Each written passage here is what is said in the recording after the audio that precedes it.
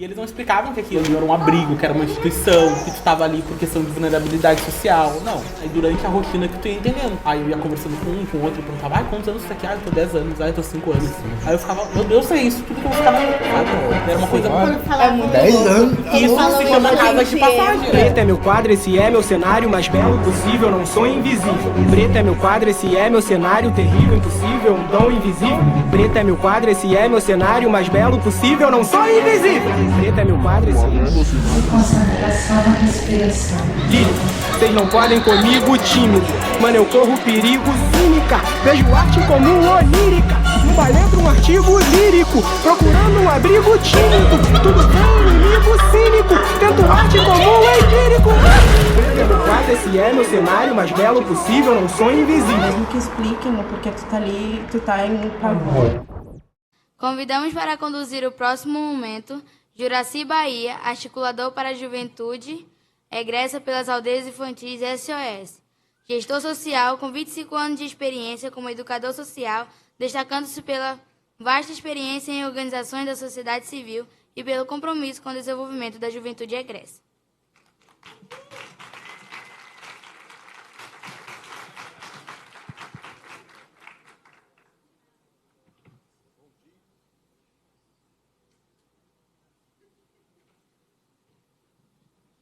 Bom dia, bom dia, bom dia.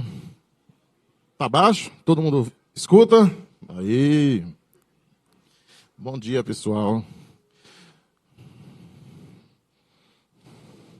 Vamos dar início, né? Que potência esse documentário, né? Esse momento muito massa. Eu vou compor a mesa, mas logo depois que eu compor essa mesa, eu vou fazer um comentário muito importante para mim sobre ter visto esse documentário. Tá bom? Então, eu vou chamar, né, para compor a mesa, Suliane da Silva Cardoso, pesquisadora da rede Atrela, Rede Internacional de Pesquisadores sobre Família e Parentesco, doutora em Ciências Sociais pela PUC, Rio Grande do Sul. Sua tese de doutorado teve como centralidade o tema do desacolhimento institucional de jovens que permaneceram até os 18 anos em instituições de acolhimento. Seja bem-vinda.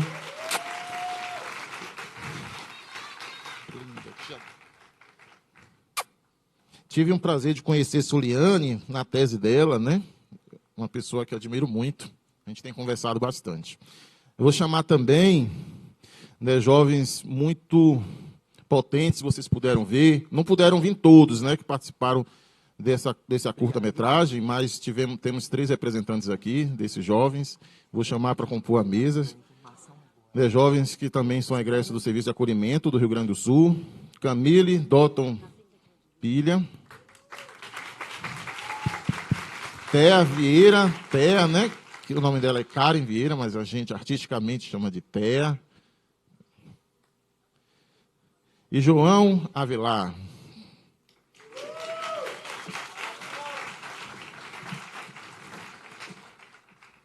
Sim, ó. Eu vou ficar aqui para olhar vocês, 3 aqui juntos.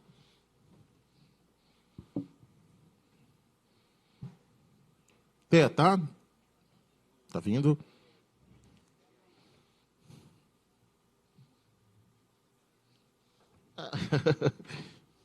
Vamos aguardar um pouquinho até chegar, tá bom?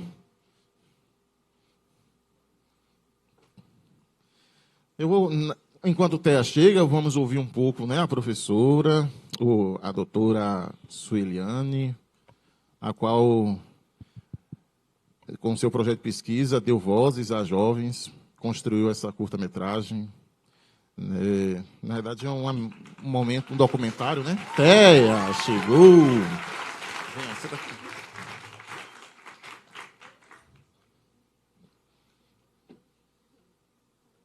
Vontade de ter. Bom dia. Não sei como fala agora com o coração do jeito que tá, porque é muita emoção. É a primeira vez que a gente passa o filme. Na verdade, ele não está finalizado ainda, é uma prévia, né? O edital ele termina em novembro, então acho que parte desse evento é justamente receber a recepção de vocês sobre o que acharam e fazer algumas mudanças aí, a partir daí, se for necessário. Mas ele é uma prévia, ele ainda está em desenvolvimento. Então, primeiro, eu gostaria muito de agradecer o convite por estar aqui, da Fernanda, de todos os membros do movimento. Gostaria de agradecer muito também a toda a equipe da Aldeias SOS, que nos ajudaram muito para estar aqui hoje, fizeram uma comissão, a gente organizou uma vaquinha para poder financiar essa viagem, né? Então, foram muito importantes para fazer com que esse filme chegasse aqui hoje. Então, não posso deixar de agradecer a todos por isso. E eu vou contar um pouquinho de como esse filme começou, né? Como que esse projeto começa. Eu defendi ano passado a minha tese de doutorado, que se chama Com 18 vai ter que sair, a idade como único critério para o desacolhimento institucional. E esse título dessa tese, esse Com 18 vai ter que sair, ele vem do depoimento de vários jovens que falavam que, desde que eles entravam no serviço de acolhimento, eles recebiam esses conselhos, né? Com 18 tu vai ter que sair. Então, às vezes, desde os 5, 7 anos de idade, essa relação com a saída, ela já está presente, né? Então, imagina crescer desde criança, se preparando para isso de alguma forma, né? E o grande argumento da minha tese vai ser baseado numa antropologia das idades, que vai dizer que o critério etário ele não é suficiente. Então, não basta simplesmente fazer 18 anos que essa autonomia ela vai se construir magicamente, né? Então, colocar os 18 anos sem uma preparação gradativa efetiva, que considere aspectos raciais, aspectos de classe, aspectos emocionais, aspectos de autonomia, educacionais, e todos esses outros que tanto falaram ontem, né? Então, a gente precisa olhar para tudo isso. E eu tinha essa vontade, então, de levar essa discussão para além dos muros acadêmicos, né? E aí a gente foi contemplado por esse edital da Secretaria do Estado do Rio Grande do Sul e fez esse filme. Então, o que eu queria dizer, concluindo, é que esse filme ele é, para além de uma mensagem sobre violações de direitos que seguem acontecendo, sobretudo, ele é uma busca pela garantia desses direitos, né? E ele é uma busca de uma criação de rede. Ontem, tanto se falou sobre essa criação de redes, né? Eu achei muito importante, muito potente todas as falas que foram feitas aqui. E a gente veio aqui também buscando exatamente isso. Então, por favor, nos sigam no Instagram, mandem e-mail, mandem mensagem pelo telefone. Está faltando um 9 ali. E vamos criar essa rede. Não, a gente ainda não sabe como, mas a gente quer descobrir isso com vocês. Então, por favor, nos procurem e vamos fazer isso acontecer, essa grande rede integrada de pessoas que queiram apoiar e de jovens que possam se comunicar, né? Que a gente continue levando todas essas demandas para adiante, para que esse evento seja para além daqui, né? Para além dessa construção coletiva. Muito obrigada. Obrigado. Obrigado, Suilane. Obrigado. Eu, particularmente, quero te agradecer também, porque eu, quando soube do trabalho, né, a gente pôde ter visto no vídeo a importância para nós jovens da escuta, né, de poder ouvir. E você transformou isso em uma arte, né, porque o documentário é um processo artístico que a gente consegue atingir várias pessoas, como esse público, conseguir dar voz aos jovens. E, assim, não tem como acessar um jovem egresso sem conhecer sua história, né? Não tem como você criar empatia ou interlocução com ele sem conhecer sua história. Eu sei que muitas vezes pode chocar ou muitas vezes pode causar, muitas vezes, um sentimento que a gente evita, mas é importante a gente saber o que a gente, jovem egresso, passa para que a gente possa criar estratégias e ações práticas para conseguir resolver. Tá bom? Eu vou dando continuidade, ouvir os jovens potentes. Eu queria que eles pudessem falar um pouco de como foi essa experiência, né, de como é que está eles hoje, depois de ter participado desse processo. Tá bom? Então, vamos começar com João. Está funcionando. Bom dia, bom dia. Vamos lá. Eu queria fazer umas saudações, mas vou saudar o povo de Minas, né, porque nos recebeu de uma forma muito carinhosa.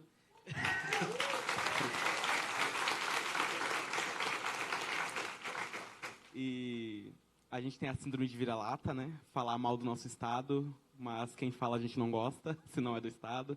Quero saudar também o Sul, Rio Grande do Sul. Mas vamos lá.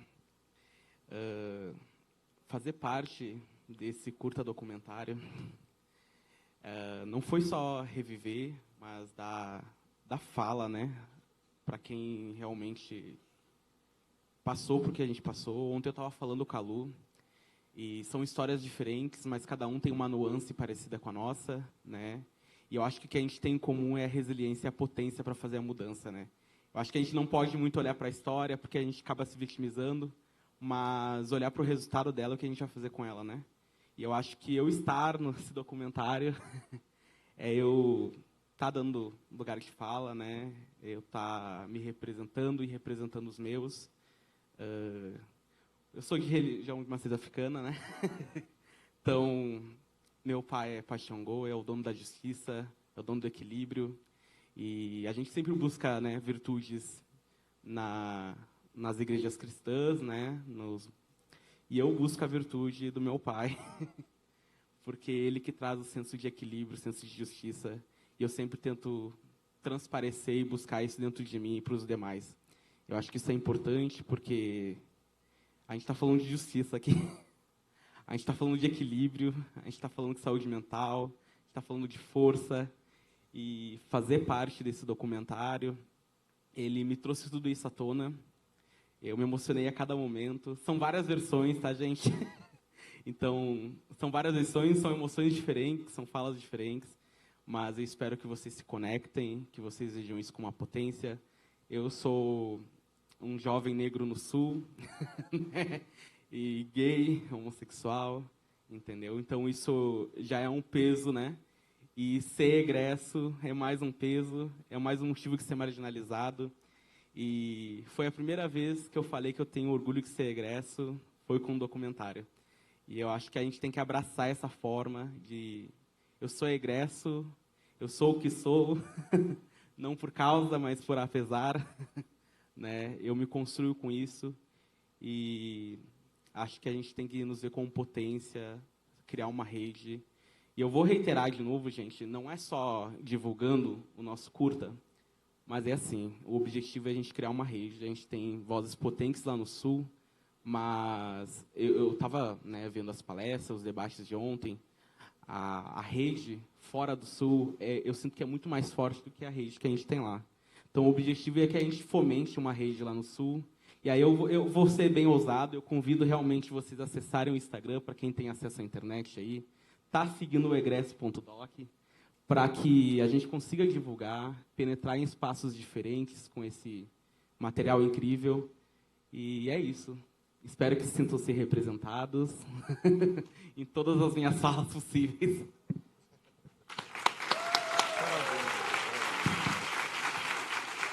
Parabéns, parabéns. Obrigado, João. Obrigado. Eu vou passar agora para a Camille. Camille não tá, quer deixar para depois? Tá, então vou passar para a TA, enquanto Camille se prepara. Então, TA vai falar um pouco, né, da sua experiência, de como foi participar. Né, você falou muito também do processo, da importância, né, da família. Você falou estar lá e como é que estaria sua mãe, que foi uma preocupação sua, eu vi isso no vídeo. Conte um pouco como é isso para você, como foi participar desse momento. Bom dia a todos, todas e todes. Eu estou muito feliz, como eu falei ontem, de estar aqui. Sinto que é um resgate. Eu não tenho mais a minha mãe, ela já faleceu, vai fazer 14 anos. Ela era dependente química, como eu falei, usuária de crack. E hoje eu tenho a minha filha, ela tem 6 anos. E antes de ter minha filha, eu era muito ativa dentro da militância. Sempre busquei pelos direitos da criança e do adolescente dentro do abrigo, porque eu via que acontecia muitas coisas e eu sempre fui muito questionadora. Então, a primeira vez que surgiu a oportunidade de eu estar num seminário, e tudo que eu podia fazer para estar fora, eu sempre fazia. Estudava, trabalhava. E fazer o documentário para mim foi sobre saber que a minha história ela não deixa de ser a minha história, que a minha mãe não deixa de ser a minha mãe, e eu amo ela onde ela estiver, e acredito que ela está em Orubilá, com os deuses. Para mim, fazer o documentário sobre inspirar minha filha. Eu tinha muito medo durante a minha gravidez, porque no abrigo eu sempre fui lida como uma menina que tinha que ser perfeita, que tinha que fazer tudo certo, e eu fazia as coisas para não ter incomodações. Mas eu também brigava, eu também ficava de castigo, também aprontava, porque eu era adolescente. E fazer o documentário foi sobre romper a barreira do silenciamento. Na escravatura, usavam a máscara como um método de silenciamento mesmo, para não dar voz para os escravizados. Então, eu acredito que fazer o documentário foi sobre tirar a minha máscara e romper a barreira do medo que eu tinha de falar as coisas por conta de ter medo que o que eu falasse, alguém usasse isso para tirar minha filha de mim. Quando a minha filha nasceu, e eu pratiquei muitas violências comigo durante a minha gravidez, muito por medo e porque eu achava que o abrigo ia me falar alguma coisa, mas eu já não estava mais no abrigo. Ninguém fazia mais nada por mim, mas eu ainda me importava com o que eles iam pensar, com o que eles iam falar. E romper essa barreira do medo foi sobre entender que a minha voz é importante, que hoje eu construo a minha vida. E eu falo sempre que eu posso que, a partir do momento que eu tive a Sophie, que significa sabedoria, eu estava rompendo essa barreira e também ensinando para ela sobre os direitos dela, sobre quem ela pode ser. E entendo que eu também estou escrevendo a minha história com o crescimento dela. Sei que vai impactar muitas pessoas, que vai fazer diferença e já está fazendo a diferença para vocês que estão aqui. E muito obrigado pelas trocas, com todas as pessoas que eu pude trocar, com todas as pessoas que eu pude abraçar e escutar suas histórias. Vocês também estão me fortalecendo muito. Eu sinto que eu volto para Porto Alegre com o pensamento de que eu posso fazer direito, de que eu posso fazer história, jornalismo e o que eu quiser, porque eu fui inspirada por outras pessoas. Eu vi uma mulher preta que passou pelo acolhimento e hoje é advogada, um homem preto que começou a estudar muito depois, e ele vai estar aqui hoje de tarde, então eu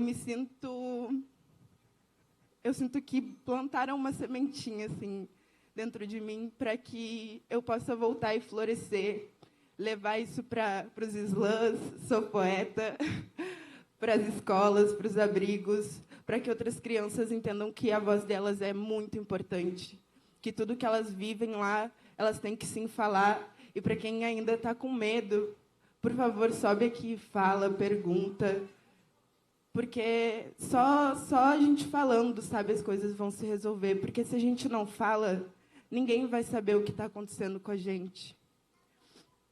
E o egresso foi um presente para mim. Eu sinto que durante o processo do egresso eu senti muitas coisas, eu me engatilhei muitas vezes, como vocês puderam ver, eu sou muito chorona. E eu já vi muitas vezes o egresso, mas sempre me toca em lugares muito específicos. Eu lembro da minha mãe, eu lembro das brigas no abrigo, eu lembro das crianças, né, que se tornaram a minha família também. Porque a gente cria vínculos, não tem como não criar, não tem como não achar o suporte assim, em alguém que tu vai aprendendo assim, a conviver, mas é muito difícil confiar. Sinto que o abrigo nos tira isso, sabe? Como confiar em alguém se a gente não consegue criar vínculos fortes? Porque sempre quando a gente está criando isso, ou a gente é tirado do abrigo, ou um voluntário que sai e não volta mais, ou a gente está ali com um psicólogo que está conseguindo quase entender o que eu estou querendo dizer e daqui a pouco acabou o estágio dele e eu vou ter que começar tudo de novo. E como que eu vou abrir isso tudo de novo? Como que eu vou começar a cutucar a minha ferida de novo? Então, é sobre ter vínculos fortes, porque a gente tem uma família, sabe? Eu gostaria muito, assim, de que a minha família fosse mais unida. Gostaria muito de ter a minha mãe ainda, de saber que, sei lá, eu poderia abraçar ela, que eu poderia comer uma comidinha que ela fez e que a gente sabe que é muito específico, né, amor de mãe. Mas eu sinto que eu sou quem eu sou hoje por conta da minha mãe, uma mulher preta, analfabeta, que começou a ter filhos com 16 anos. E em 1997 começou a perder todos os filhos para o sistema. Né, de forma degradativa, é isso? Gradativa, desculpa. E foi isso, tipo, os meus irmãos mais velhos foram para a FEBEM, daí, em 2007, nós fomos, e o Estado nunca deu a assistência que a minha mãe precisava, né? Nunca olhou para ela como alguém que também precisava de ajuda, alguém que também precisava ser escutada. Então, que a gente pense, sim, na juventude, pense, sim, nas crianças, mas também nas famílias, sabe? Porque ela também foi negligenciada, ela também viveu em situação de vulnerabilidade. E eu só entendi isso quando eu peguei o meu arquivo na FPE durante a pandemia, porque eu queria entender o que eles e como eles me liam.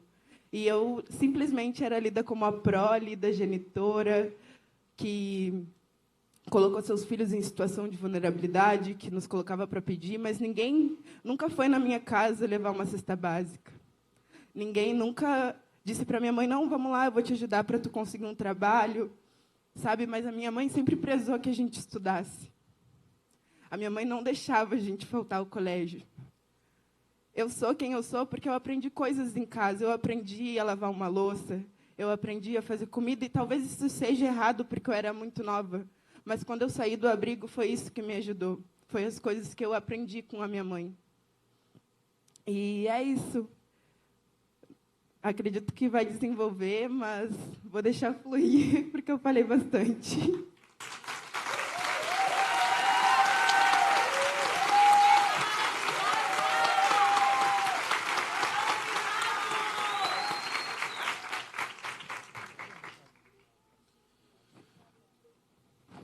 Obrigado. Gente, eu me emocionei, viu?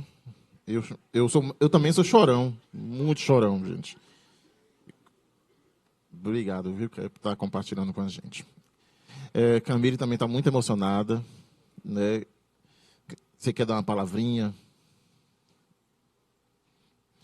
Oi, gente.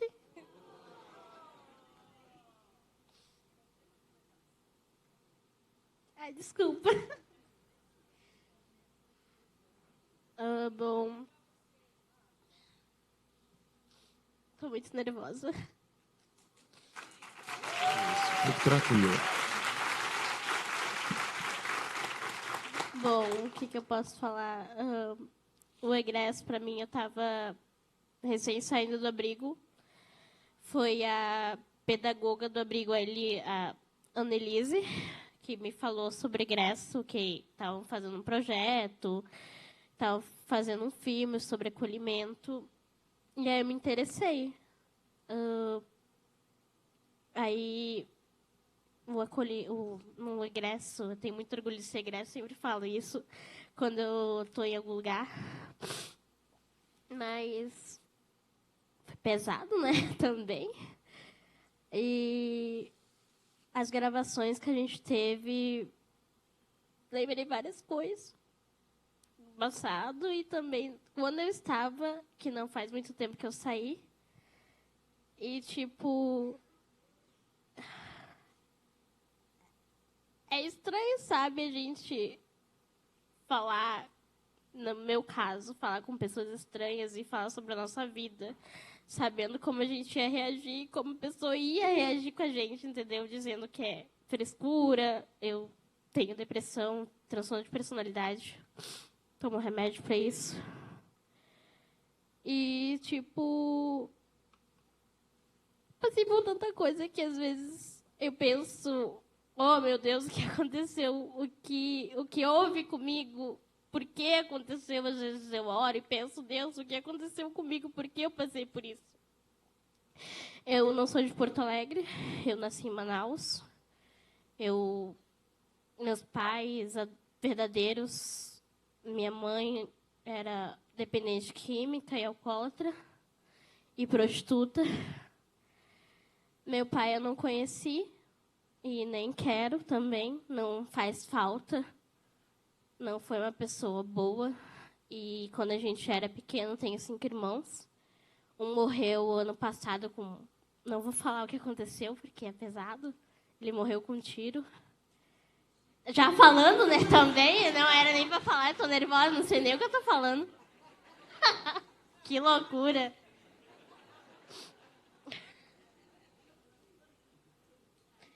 E aí... Ai, gente, que isso? Desculpa.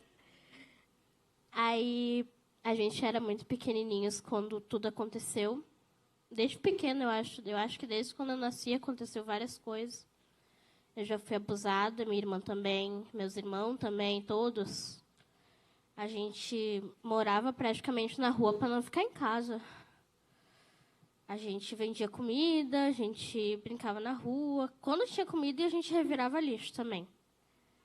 E, tipo, a nossa mãe, quando chegava em casa, não era nem batia, espancava. Ela, como dizia uma pessoa aqui, matava quase a gente. E, tipo, ela era horrível. Ela fazia coisas horríveis com a minha irmã. E sem contar os homens que entravam dentro da nossa casa para abusar da gente, porque ela deixava, entendeu? E aí, quando eu fui adotada, eu achava que ia ser uma coisa incrível, entendeu? Eu era muito feliz quando eu era pequena. Só que eu acabei destruindo tudo quando a gente veio para Porto Alegre. Meus pais se separaram. Começou a ter briga na família. Minha mãe me acusava muito de coisas, porque eu era mentirosa, não gostava de estudar. Coisa que eu acredito que era de criança, entendeu? E, tipo, ela me batia muito. E eu amava ela. Amava como nunca amei ninguém. E ela me fez uma pessoa como se fosse um monstro. Minha irmã também, só que eu me toquei mais porque eu era muito mais apegada a ela, minha mãe adotiva. Meu pai foi embora no segundo Natal, né? Eu via ele só de vez em quando e eu continuava morando com a minha mãe adotiva. Ela colocou um homem dentro de casa que queria abusar da gente. Depois, ela me acusou de ter matado um cachorro. E aí, com 13 anos, eu fui embora da casa dela. Fui morar com meu pai e com a minha madrasta. E aí, quando eu fui morar com meus pais, com a minha madrasta e com meu pai, eu fiquei doente da depressão. Eu tentei me matar. Engordei e emagreci por causa dos remédios. Fui várias vezes internada. E fui pro abrigo. E saí foi como uma explosão, entendeu? Porque, tipo, eles acreditavam em mim no abrigo, entendeu? E foi, tipo, uma bomba enorme. Mas não vou falar muito porque o tempo tá curto. E a minha história é grande. E queria agradecer muito o BH. Eu adorei essa cidade.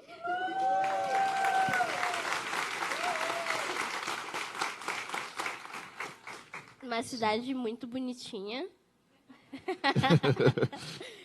E... Gente, deixa eu cortar. Bonitinho no sul é feio arrumado, tá? Desculpa. Obrigado, Camille. Você está falando? E obrigada pelo evento. Espero que tenham gostado da curta-metragem. Vou reforçar para seguirem nosso perfil ali, ó. Falar com o número. Não esqueçam, por favor. E obrigada a todos por me verem chorar e falar da minha história.